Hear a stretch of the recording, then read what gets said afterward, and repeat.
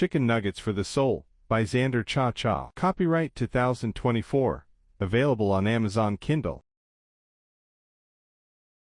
Chicken nuggets, the go-to comfort food for trying times, not only nourish in times of need, but represent all that is good, familiar, and comfortable for generations. There are very few propaganda or marketing campaigns that will cause me to pause before pressing this familiar menu option on the kiosk. I sustained life solely on chicken nuggets for an entire year. What is the secret to this diet and lifestyle plan, you ask? Skip the fries. But I digress, and yes, some are probably still trying to digest. This comfort food did become somewhat of a crutch, but a crutch can support while we heal or allow us to survive. Well, isn't that dramatic? Like a Sheldon searching for homeostasis on a familiar couch cushion when times are uncertain. The comfort, familiarity, and consistency of chicken nuggets centers us in otherwise chaos. I am a picky eater, but on this topic, understand it's not just me. Many expats living abroad will quietly and almost shamelessly admit that this is not an indulgence but a foundational defense against entropy. It might as well be on the embassy website. They have a whole section on sorting trash, so why not? When a sustenance is needed, when blood sugar is running low and you need reliable protein right away, chicken nuggets are the cure. Chicken nugget eaters. Worldwide, Daryl just turned 24 and relocated across the globe to Frankfurt to take an amazing job. He was also getting into his first flat of his own in a foreign country. What you have to understand is that he had just survived an unimaginable diagnosis and treatment of testicular cancer, and in a foreign country he was heavily supported, but so many of his family and friends were at a distance now. Chicken nuggets were the one thing that he could stomach eating during his treatment that broke the monotony of hospital applesauce and ice chips. He had lost a lot of weight while he was hospitalized for more than a month. The color pigment still absent from his hairless, recently radiated body. So often when we are sick to the stomach, the things we eat often later trigger appetite memory. But not with chicken nuggets, and you know the worldwide brand. Released finally, he was helped home. It had been only 3 weeks since he was released, and he was content to have survived such awful time full of sickness and really even death all around. In Germany, it is very common for the kitchen to not be included when you rent an apartment. That's why IKEA has so many seemingly DIY-installed kitchens that aren't always built in exactly. The kitchen included a single light bulb hanging from a wire. Daryl entered to find the boxes half open, the sink not yet connected, and no outlets working for the stove and oven. The bin nearby contained a number of open cartons. You guessed it. Chicken nuggets. We do what works. The only requirement in this case was to survive. Ingrid lived in Amsterdam and was happy to have entered a housing swap agreement with an American. During a period of overlap in the large Amsterdam Centraal Row home in the red light district, she offered to introduce her guest to typical Dutch food. Without hesitation, they journeyed to a walk-up cafeteria-style kiosk. She could see the wide, scared eyes of the recently landed Californian as he struggled to find anything that looked appetizing. She explained some of the items, but nowhere could he find the safe kip nuggets. Even the kids' menu was absent of nuggets in either language. After pretending to eat something bland and coffee had been served, Ingrid would be going on to meet her colleague. They parted ways with the cultural three-cheek kiss rule. Ingrid noticed her guest lingering, then headed towards the nearest nugget dispensary. She recounted her experience in Los Angeles a month later. It goes both ways. Some franchises act as diplomats. It is very important to fit with the cultural norms, but equally important to know where to find comfort food to keep you mindset in good standing to learn and fit in with what matters, even if that doesn't include the local food. John struggled with addiction but was sober 2 years. Coping mechanism he employed? Well, he ate a gallon of ice cream every night and found protein in chicken nuggets. The two establishments were in close proximity to each other, and regularly the drive-thru was in order. Addiction is a horrible disease, but if you are committed to change, let yourself off the hook. Chicken nuggets and a gallon of ice cream are probably not on the list of nutritional choices endorsed. However, be proud as you dip the nuggets in your rocky road, sitting on the couch in front of the television watching the Golden Girls. You aren't fucked up, and you survived. He proved he could do it, and that ice cream made for a great sauce substitute while eating away the pain. Do what works and screw the haters. Kai. Kai worked a day job between Cirque du Soleil performances as a ballet dancer. He always had a genuine smile, even while buried in the thick of non-artistic minutiae, the kind we tolerate and do while waiting to do what we want. This pirouetting soul could brighten any room, even a bland, overpriced office investment installed right before COVID. The kind with bright fluorescent lights that make an intolerable buzzing sound. Kai is the kind of person that had a smile that, when witnessed, confirmed in one breath that the world had improved in terms of tolerance and acceptance. The ability for a gay ballot chicken nugget lover to be comfortable in their own skin, as they should have been able to have been for all of history. He also totally understood double-dipping protocols and a real sweet without the sour nugget eater. We all need our sustenance regardless of our day or night job, and once again, chicken nuggets cross borders, job types, generations, social groups, and cultures alike. If only we had nuggets and wisdom through our collective history. Matthew had very high standards, and most people around him knew. He wasn't above eating chicken nuggets, I'm sure, but he would be ashamed to admit even consuming fast food once a month. It was something reserved for the lowest moments. Traveling when there are little options, or after slumming it, drinking in the bars. In a world without Kelly's on Revere Beach, at 2 a.m. chicken nuggets had to suffice for the rest of us, although not nearly as entertaining. Why this bodybuilder with 3% BMI projected nuggets as unhealthy cannot be explained. But that is sadly where the story ends.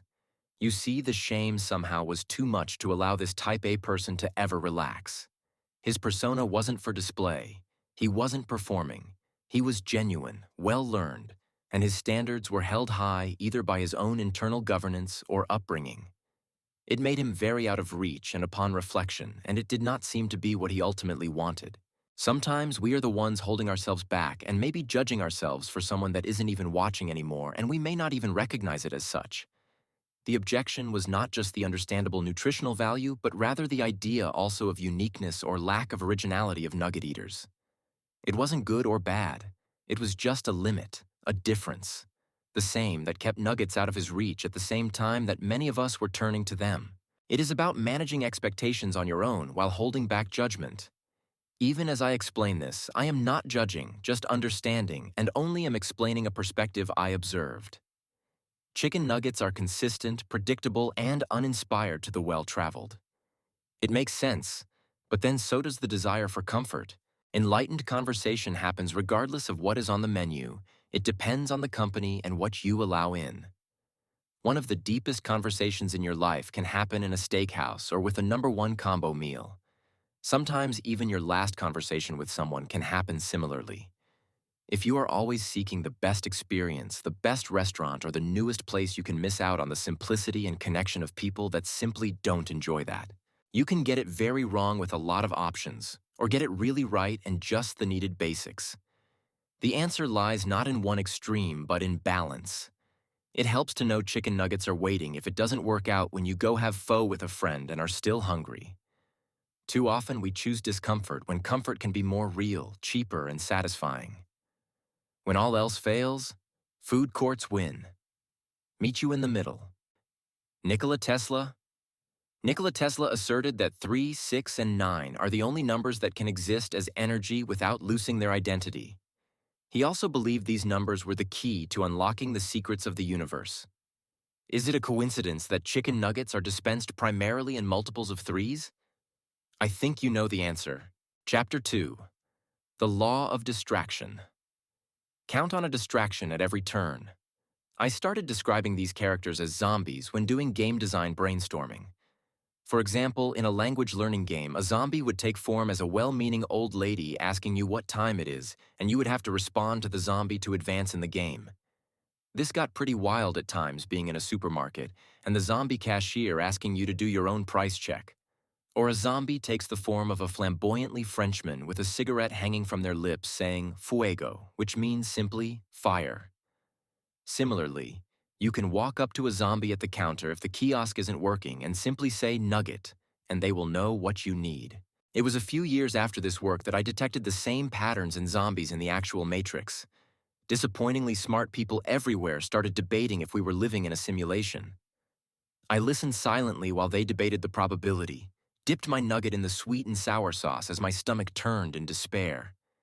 We live in this amazing place with amazing oceans, sunsets, and nature to explore, and I didn't order this, did I? In these last years, the zombies have gotten so predictable and seem to be adhering to the law of three, which I had learned in my comedy writing workshops, but was scary to see take form in real life. It was anything but funny. How many chicken's nuggets would I consume before figuring out how to get out of this simulation? Distraction versus procrastination. I know this will sound like an excuse. I can hear a familiar voice criticizing even. However, there is still purity in what I'm about to say. Sometimes the procrastination is more about weighing the effort against the visualized result. You have to ask yourself if you are procrastinating or rejecting moving forward. There are real barriers sometimes to getting what we want done, but it isn't the discipline or even the self-doubt, but rather when imagining the outcome as part of manifesting the thing, not being good enough to justify the effort. Be careful. In my experience, this is a difficult balance, and if you keep coming back to it, if it's still on the list to do, then you really have to be careful that you aren't procrastinating. See, also, not all ideas are good. I would argue there are several things in this world we would be happier about if they had never been brought into existence. Is your end vision in balance with what you want? In the product management, we would put these efforts, ideas, changes in something called the parking lot during brainstorming sessions, particularly with stakeholders that have many ideas and all have to be heard. In some organizational cultures, the term parking lot is code for the people that do the work that, no, we aren't going to do that ever, or at least until it comes up a few more times and there is some actual interest. Having lived and traveled extensively from LAX, my version is named Lot C. You know, even when you are at your car, there is still an hour minimum going to the gate or home. Doesn't matter. You don't need a parking lot category for your own life goals because you can have a meeting with yourself and tell yourself with certainty the answer. No, not happening. Period, right? Sigh. Some exist only to stop you. Know that some zombies exist in the Matrix to stop you from getting somewhere. These are not the people to share nuggets with. They go beyond double dippers. If you are with someone and they reach for a fork or chopsticks to eat chicken nuggets, let that be a warning. I recently heard the term chaos agents, and I am adopting the term. Some really have put in a lot of training and time in the art of distraction and even destruction, even suicide missions. Don't get me wrong. I have stood on a bridge while lighting it on fire before. No one is pure. But it was a little more righteous and the flames more contained than some of the things I've seen as of late. These distractors exist everywhere, including the administrative and monetization world. Example: zombies are still holding on to the .com names. The .com domain name is not available. But don't go yet. The .biz name is available. Would you like to purchase .biz instead? Some people will go out of their way to stop you and your idea, or at least insert themselves in the profit margin. If you do want to buy a name and it's available the first time you check, order it. It will be gone the next day when some turd burglar snipes it out from under you. Try to stay clear of these chaos agents. This is really the only advice I have, and it is always changing. You will know. Chapter 3. Give no bullshit, take no bullshit. Lies of the past. Go to college, get a good job, get a home, get a degree. It was get these things instead of get what you want and figure out how to keep it. We've been fed lies from the beginning. It seems like they laid it on thicker, progressively as you traverse the generations. But we all have our baggage. The generation before me was fed a line of crap, and they didn't have 0% financing. Get a mortgage, get a loan, get a life, get married, have 2.5 kids, get a good job, get a good education. I said it all in the wrong order, which is perfect for today. Because that's the way we should have been thinking all along. Get the life you want and then figure out how to keep it. Don't get a bunch of things that go along with an idea and then realize it wasn't what you wanted. Get it, then choose to keep it. Oh well, maybe next time. Money is important to avoid poverty. However, if you miss even 5 or 10 years of your life working for it, would it be worth it? It's when you get in and out. If you work at a bank, for example, and they offer a great employee home mortgage program at the height of the real estate bubble, if then it really isn't probably benefiting you, I promise you they did not lose. Companies are people too, and that means we can get a specialist opinion and see if they have earned the diagnosis of narcissistic disorder. Rest assured that when your job is gone and when you have to move, short sale, rent out at a loss, or face foreclosure, fear not everyone else involved will be compensated and even thrive. It's great to see a happy ending when all the thieves come together to navigate the perfect storm that they created. For those of us that are actual people and did not benefit from the $700 billion bank bailout, we have to think a little smarter about our entries and exits with these commitments. Many families lost their homes and became renters or worse.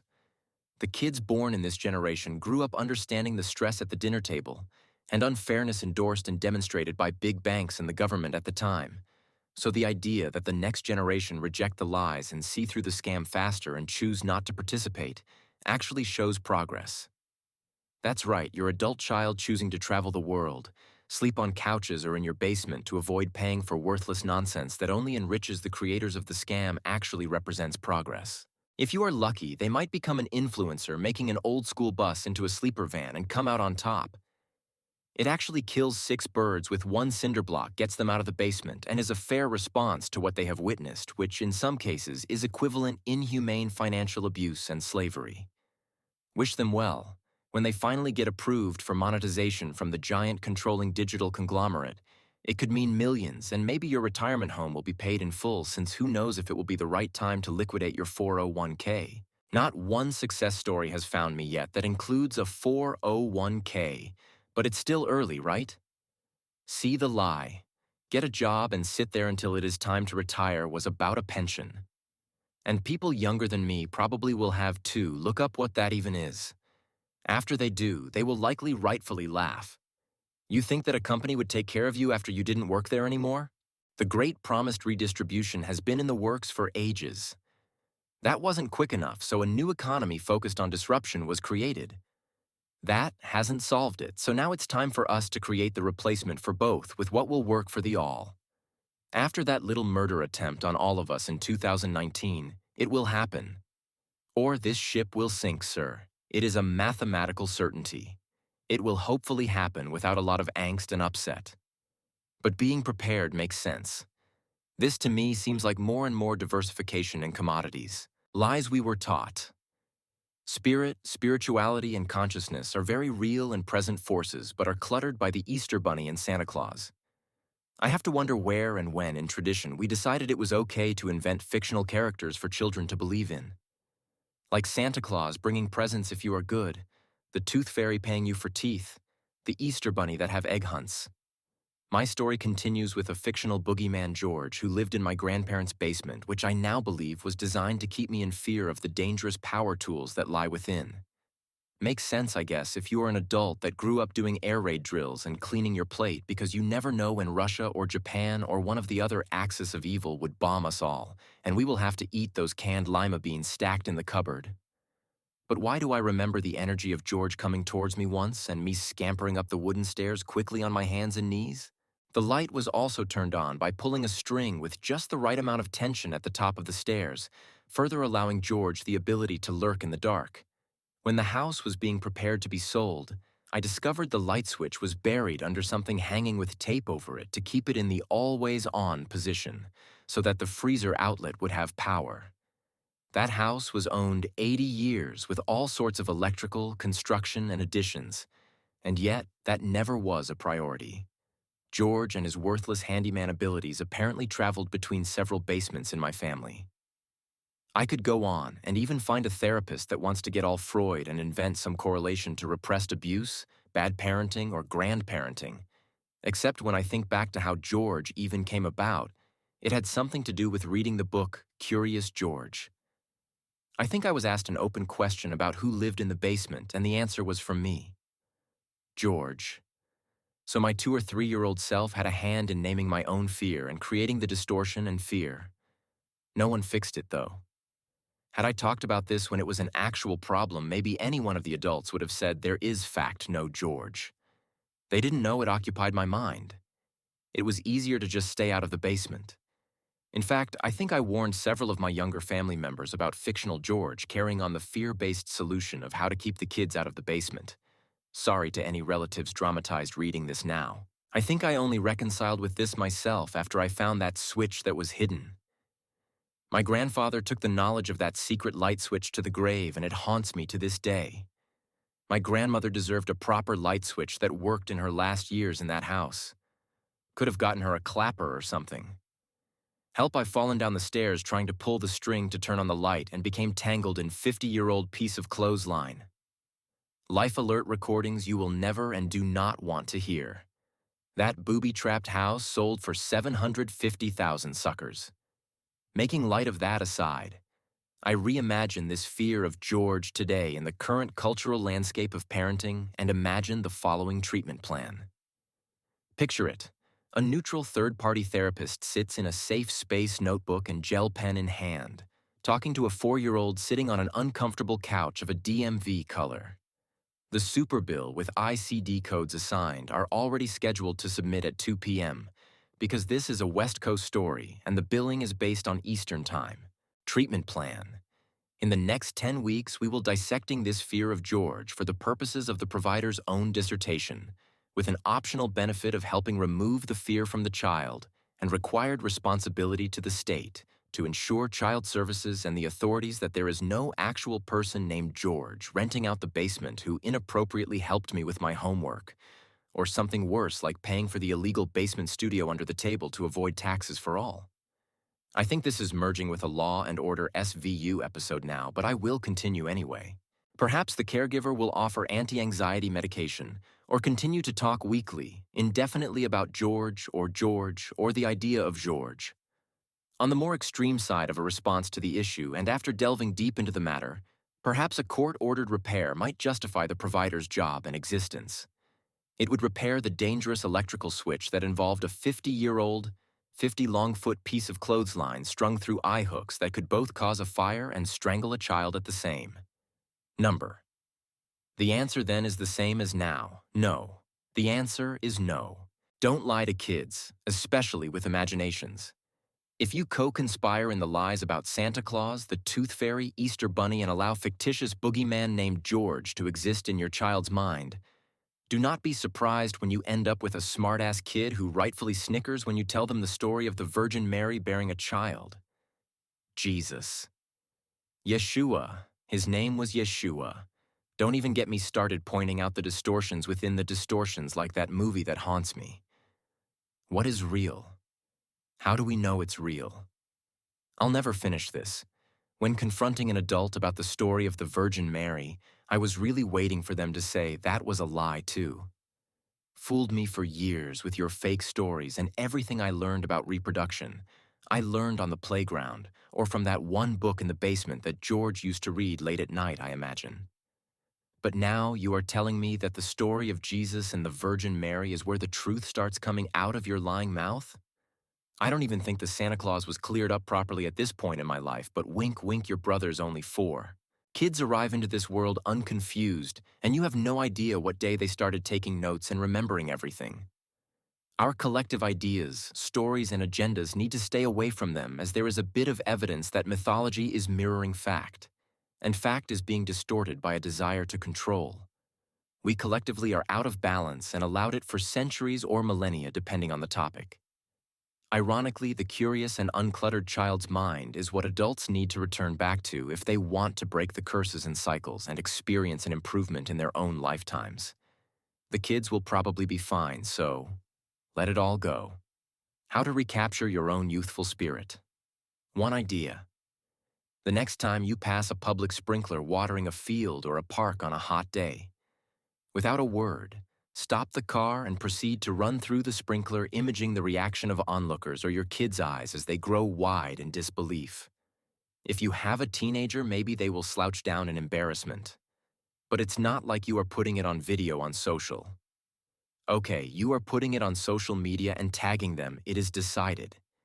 If you can't imagine ever doing this, you might stop taking things seriously. You might need an ego death because the new world awaits, and we've been lied to and bought into what success looks and feels like for way too long.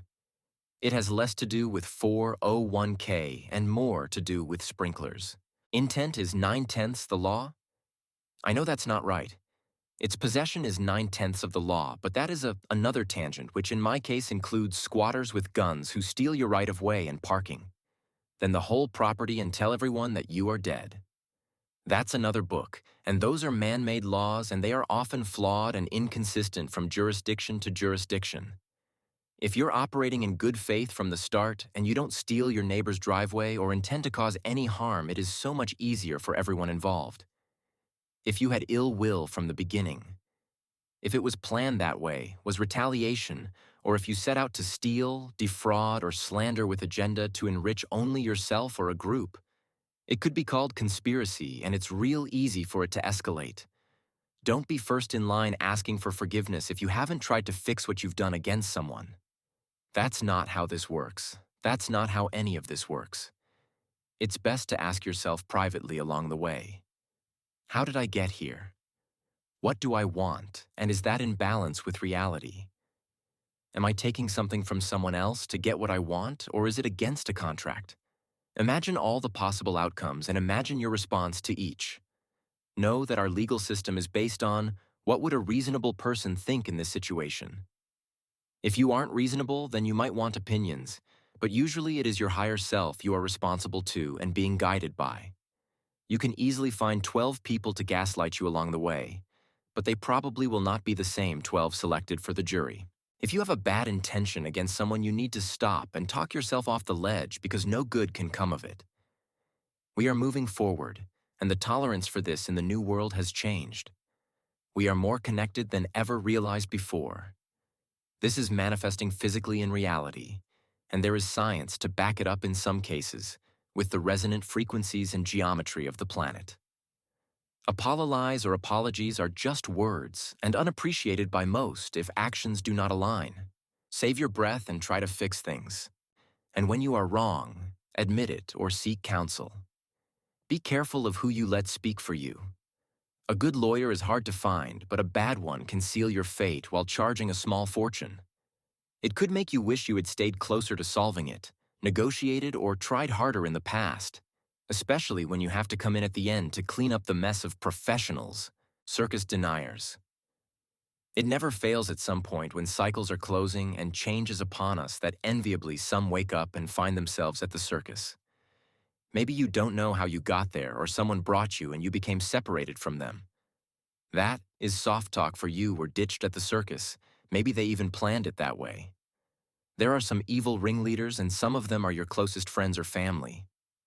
There is no sense in mincing words at this point for circus deniers, who can even be third parties who have no idea. No idea what pile they stepped in because they are so far removed from reality by design of the very ringleaders who will entrap them in shit.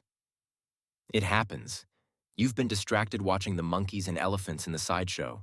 A clown came by and made you balloon dog, or taught you to juggle and you don't realize what has happened. If you find out you are involved with or at a circus, know that every day you do not reject. The circus is a choice, and not making a decision is actually a decision. Meanwhile, the rest of us bought tickets and are all like, hey, we want popcorn and chicken nuggets because we are at the circus. We ask if you know where the concession stand is, but you don't know. Someone says, but you work here, and look at your paycheck stub, and there it is.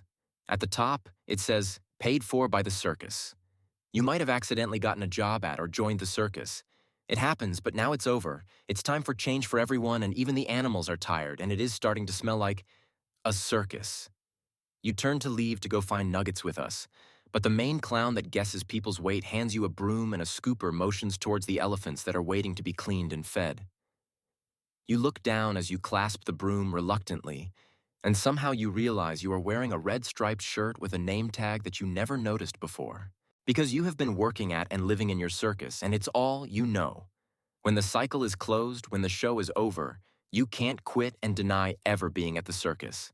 Because it's closed, and it isn't about your ego, we all know.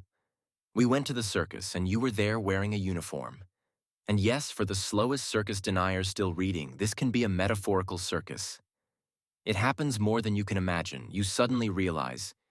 You wake up from the fairy story that was fed to you about how you can travel the world and get certified as a veterinary with hands-on experience. And you finally see another perspective that you have been living in, working at, and it actually is your circus that you helped create, support, and benefit from.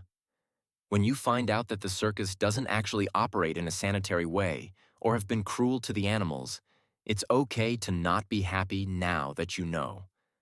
But don't walk around denying or pretending to be confused, wondering why it smells. We know why it smells.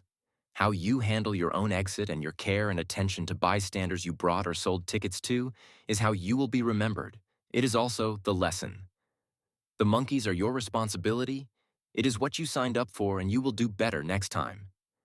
But it is starting to really smell and it's over, and you really need to take some responsibility. It doesn't help to get mad at anyone other than yourself and the ringleader or at the monkeys who did their part. They want and deserve their bananas now. The circus was never going to be the way you imagined, and at some point along the way you realized it. Did you double down and recommit to the circus? Maybe that is an additional lesson. But it is your responsibility to ensure you are part of the solution, not the problem going forward. Things have changed, the new world is here, and I hope you will understand it in a way that it's beneficial to you and that you want to participate. You do need to invite yourself and understand some of the universal laws that have always existed, and it is your responsibility to adjust your understanding before it impacts someone else's experience. Reliving and recounting trauma with a professional and an EMDR device is useful in extreme cases of abuse, but the logic holds for even the middle-of-the-road narcissistic abuser. Every time you let it out, it gets less intense. Once you master this, it's really hard for someone to provoke you. You see their tactics for what they are, you say to yourself, this isn't my first time at this particular sadistic mental rodeo.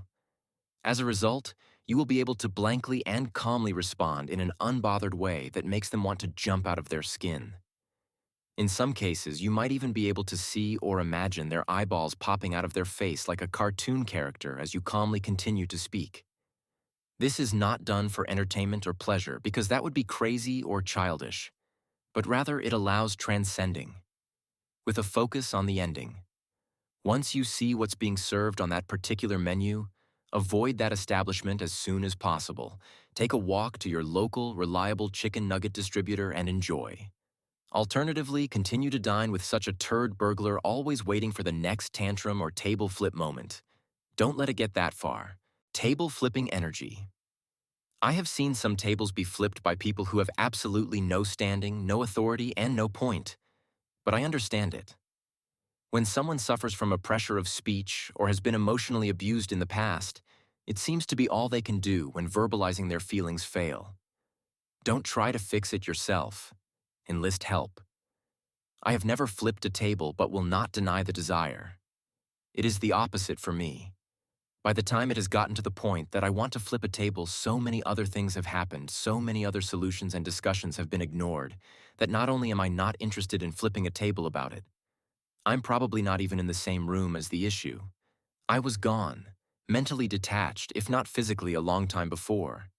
It's not anger for me, but rather the witnessing injustices even on behalf of others, but in the presence of people that are part of the problem, not the solution. Some of these people need the table flipped to know there is an issue, and that is not good. Ironically, they are the same that would later trauma bond with someone to gauge their own ego's status. What was that about? Such an overreaction. For those that are misguided, having a tantrum or need a diaper change, there are about 12 steps needed to verbalize before flipping tables. The other issue is simply this. I am most likely the table owner and will likely be the one that has to clean it up or apologize to some landlord. As many know, if you are taking care of a toddler baby, proofing requires buying Tupperware as well as removing sharp objects. I am not into reading the Bible for many reasons, but the story did catch my ear where he flipped tables defending his father's house. I get that. I would do similar in the middle of a courtroom after some murderer gets a walk. However, it becoming normalized? I don't see myself at a lunch date. My nails recently done, seated at a carefully set table with a white cloth, full of silverware and empty plates as props to create a sound and only a basket of a bread in the middle. For scene continuity reasons, in a Jersey restaurant with some housewife when the catfight breaks out. Planning to flip a table is bit much, and I have stood on tables to stop Neanderthals from flipping them more than once. I have also watched a glass be broken in slow motion, if you know what I mean. The whole thought process with time enough to hear an onlooker say, "Don't do it." Pathetic, really. The world is but a theater, and some just want to change the channel instead of watching the destruction. I am also dumbfounded when someone will go out of their way to flip a table, break glasses, and then be confused about why they are exiled from your life for good.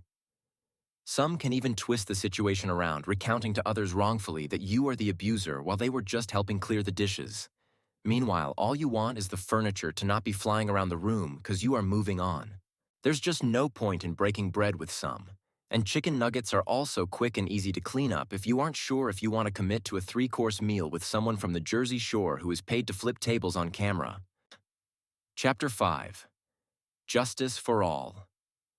Until there is justice for all, there was Judy. That's baloney. Judge Judy gave us a false impression and overly zealous idea that justice would be swift and there would be no baloney.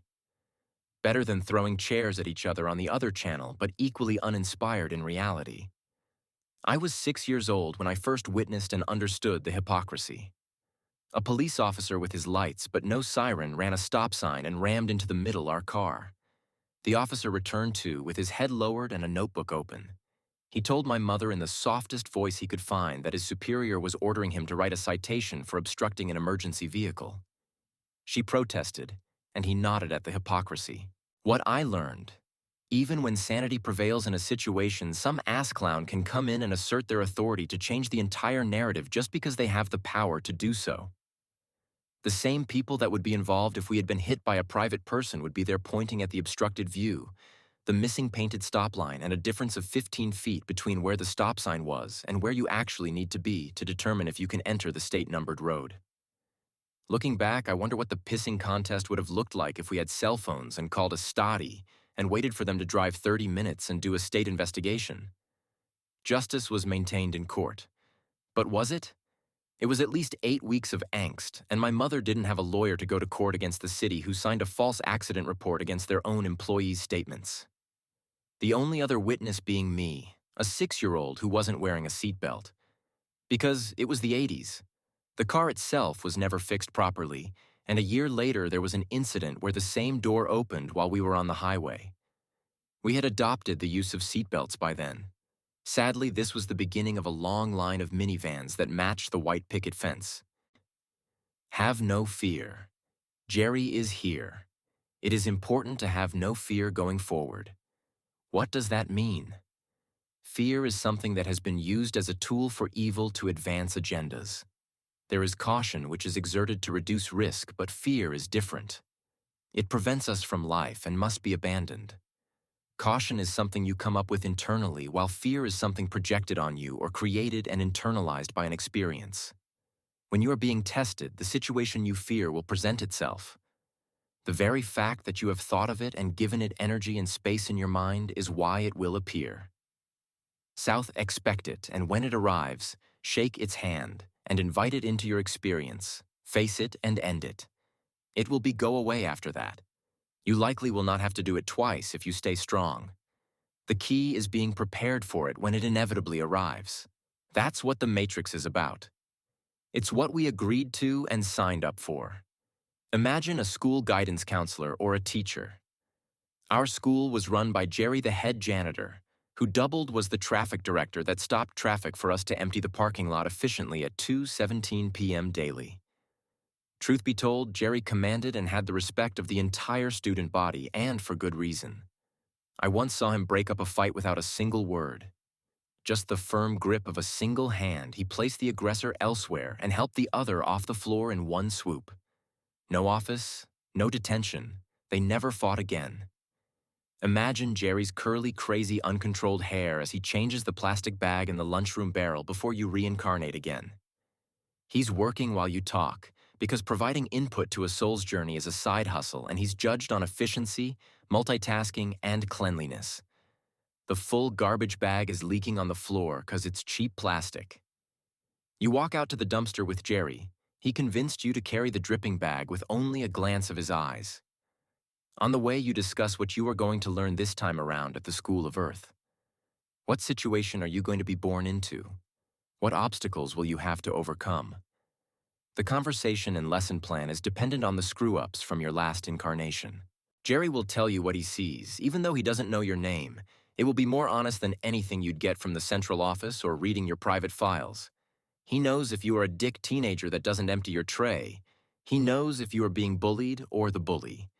He knows who you hang out with and how you carry because he watches everything in the lunchroom, which isn't as calm and organized as a classroom staffed with a well-respected teacher. If Jerry catches you throwing a chicken nugget, spilling your drink, or not clearing your trash, then you clean it up. If he doesn't catch you, then he has to clean it up so you can see already how this works. Guidance counselors can help you write a college application, but Jerry will tell you what kind of person you are becoming and what a disrespectful little shit you are if you need to hear that as well. You make your life plan with Jerry, who is capable of calling out things that no one else will say to you or even noticed. You are fine with it because it's honest. You know he's not writing it down, and you know that he's probably right. He's also much bigger than you, at least 6 feet 5 inches, 280 pounds. He inevitably reminds you to not be a janitor, or at least do it his way if you do. When the plan is done, you arrive on Earth. The normal way, usually. You pick up your tray of chicken nuggets and walk past Jerry at the head of the lunchroom. He nods as you walk past, but you have forgotten everything.